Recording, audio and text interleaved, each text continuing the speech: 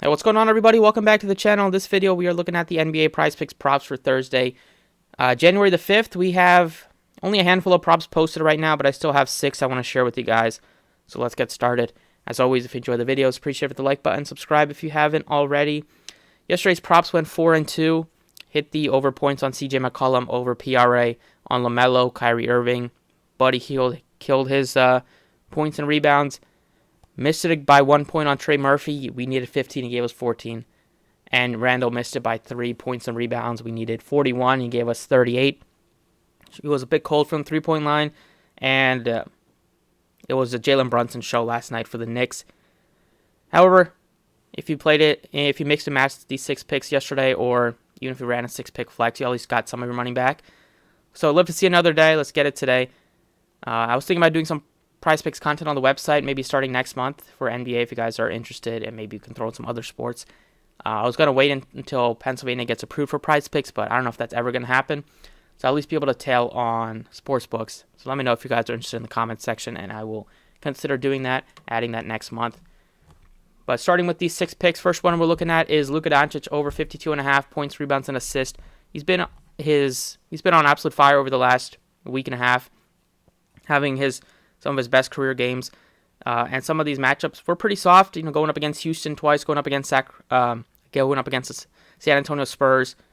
However, he's still been good in some tougher matchups anyways this year. Not really worried about that. It's at home.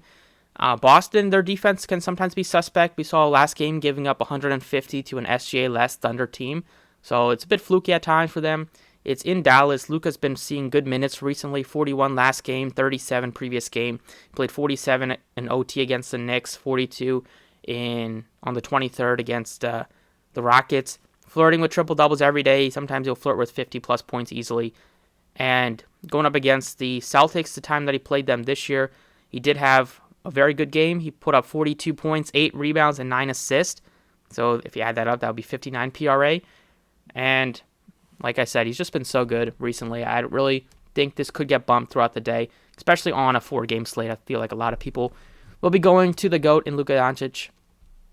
Second prop, we're staying with his teammate, going with Christian Wood, over 29.5 points, rebounds, and assists. He's been good recently. His minutes sometimes will be down in the high 20s. Sometimes he'll get into foul trouble.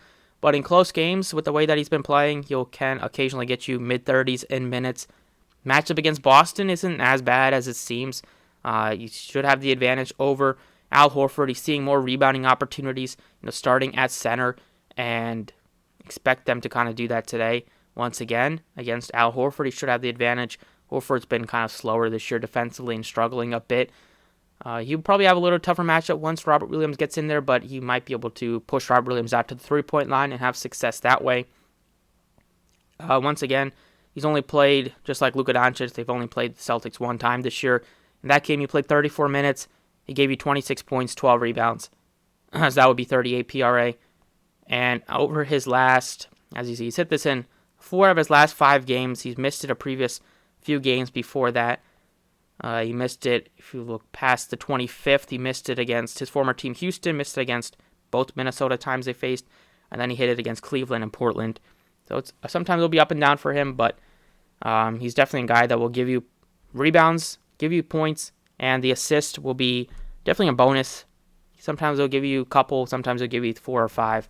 So I like the PRA today for him. So those are 2 props we're looking at from the Dallas side. Now we're going to go over to the Boston side, and we're going to points and rebounds. We're taking Jason Tatum over 37.5. Tatum's been good rate this year. He's been an MVP candidate. It's come down a little bit, I'd say, just with how good Luka's been, and Giannis been putting up monster games as well. But Tatum, blowout at last game. They got blown out by the Thunder, which nobody would have expected. So he just gave you 33. He saw 30 minutes, which normally he's playing 35 plus. Before that, against Denver, he also missed it by a little bit. He gave you 25 and 7.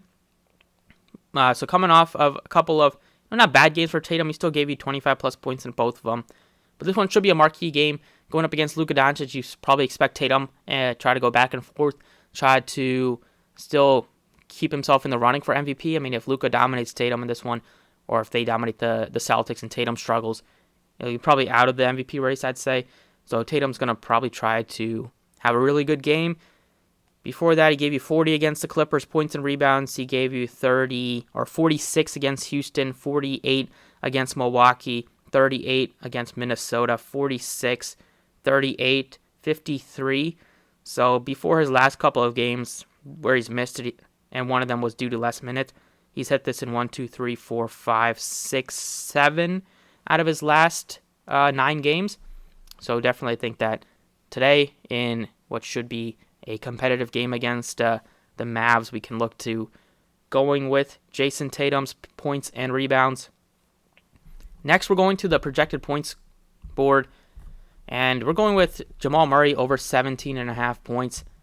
Now, Murray's been having an up and down season. I mean, he's still been great a lot of the time.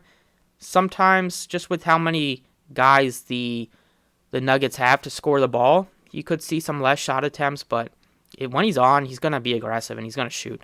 And going up against the Clippers, he's had some great games against them over his career, especially in the 2020 playoffs.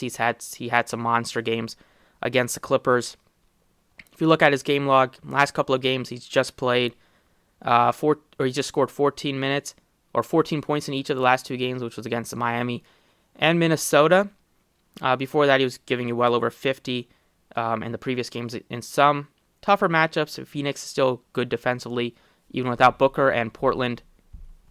They still have some good defensive pieces back there with Jeremy Grant. They played the Clippers one time this year. Jamal Murray gave you 21 points, 9 assists, 6 rebounds in that game. The time that he played them in 2021, which was in April, he gave you 23 points scored and 8 rebounds. Gave you 23 points the previous game. It was back in 2020. And then he saw 2 games where he saw under 27 minutes, which he missed. And then you're kind of going back into the 2018-2019 seasons where he's just a completely different player. It's a completely different team now for the Nuggets side. So even though he's missed this 2 games in a row, I think it's a good chance to bounce back for him today. And if you go further past these 5 games, go past the 23rd, he missed it against Charlotte, just had 6 points in that one. Then he hit it against the Lakers with 23, missed it against Washington, hit it against the Jazz, hit it against Portland, missed it against Dallas, and then he hit it in 1, 2, 3, 4, 5 straight games before that. So I like the odds of him getting at least 18 points. You could look to his points and rebounds and assists, or points and assists instead if you're looking elsewhere, but I think he'll be able to put up 18 in what should be probably a high-scoring game against the Clippers. So those are 4 props we're looking at. Next one we're looking at is rebounds and assists, going with Jalen Brown over 9.5 rebounds and assists. Now this one is one that I really like and can get behind just by looking at the stats. It should be a close game against Dallas. Like, I'm expecting these guys to have their starters play high 30s in minutes. Last game, he only played 25 against OKC because it was a huge blowout. So he only gave you 3 rebounds and assists combined in that game. But he's been hitting this number a good amount of the time. He gave you 11 the previous game. So he missed that, or hit that one. He missed it the 2 previous games.